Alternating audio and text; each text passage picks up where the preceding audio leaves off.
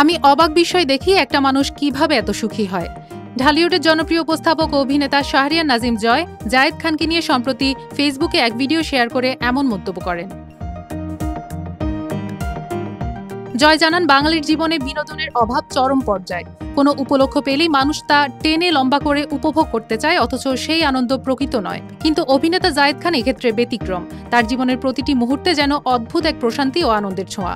জয় বলেন, উনি কোন অপরাধে অপরাধী কিংবা কোন রাজনৈতিক দলের সদস্য সেটি আমি জানতে চাই না। আমি শুধু অবাক হই একটা মানুষ কিভাবে এত আনন্দে থাকে।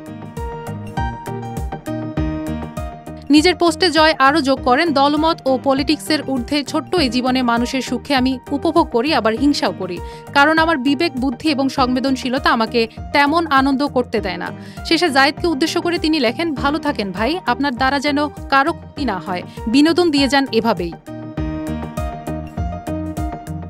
জয়ের এই পোস্ট ঘিরে সামাজিক মাধ্যমে চলছে ব্যাপক আলোচনা। কেউ বলছেন এটি মজার ছলে দেওয়া মন্তব্য, আবার কেউ মনে করছেন এটি জায়েদ খানের প্রতি এক ধরনের প্রশংসা। তবে পোস্টটির ভাষায় হালকা রসিকতা থাকলেও এর মধ্যে লুকিয়ে আছে জয়ের ব্যক্তিগত স্বীকারোক্তি, জীবনের ছোট ছোট আনন্দ উপভোগ করতে না পারার এক মৃদু আক্ষেপ।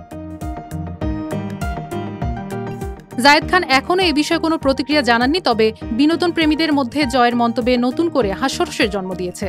জায়েদ খানকে নিয়ে এমন মন্তব্য জয়ের ঈর্ষা নাকি প্রশংসা?